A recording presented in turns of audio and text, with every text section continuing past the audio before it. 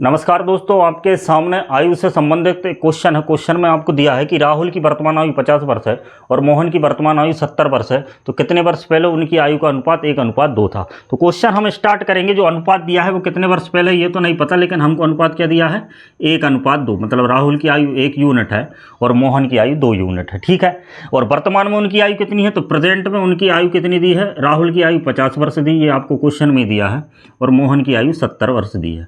हम इसमें कॉन्सेप्ट ये लगाएंगे कि दो लोगों की आयु का अंतर हमेशा समान रहता है। जैसे कोई व्यक्ति आपसे 4 वर्ष बड़ा है तो वो हमेशा 4 वर्ष बड़ा ही रहेगा। तो यहाँ पर प्रेजेंट में उनकी आयु का अंतर कितना है, 20 वर्ष है। प्रेजेंट में उनकी आयु का अंतर कितना, 20 वर्ष है। तो जितने वर्ष पहले का ये अनुपात दिया है उस समय भी अंतर 20 वर्ष ही होगा। तो यहाँ पर यूनिट के हिसाब से देखें तो अंतर 1 से 2 हो रहा है, मतलब 1 यूनिट बढ़ रहा है। तो 1 यूनिट का अंतर है, तो 1 यूनिट वास्तव में 20 वर्ष के बराबर होगी, जब ही अंतर हमेशा 20 वर्ष समान बना रहेगा। तो 1 यूनिट की वैल्यू कितनी हो गई, 20 वर्ष।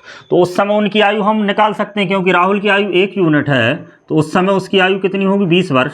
और मोहन की आयु 2 यूनिट है तो उस समय उसकी आयु कितनी होगी, 40 वर्ष, जब उनका अनुपात 1:2 था। तो अभी ये कितने वर्ष पहले, तो वर्तमान में आयु 50 है और उस समय 20 थी, तो अंतर तो 30 का आ रहा, मतलब 30 वर्ष पहले है। यहाँ पर 40 से 70 हुई, यहाँ पर भी 30 का अंतर आ रहा। तो इसका मतलब ये है कि 30 वर्ष पहले उन दोनों की आयु का अनुपात कितना रहा होगा, 1:2 रहा होगा। तो इस प्रकार इस क्वेश्चन का आंसर है ऑप्शन नंबर ए, 30 वर्ष पहले। धन्यवाद।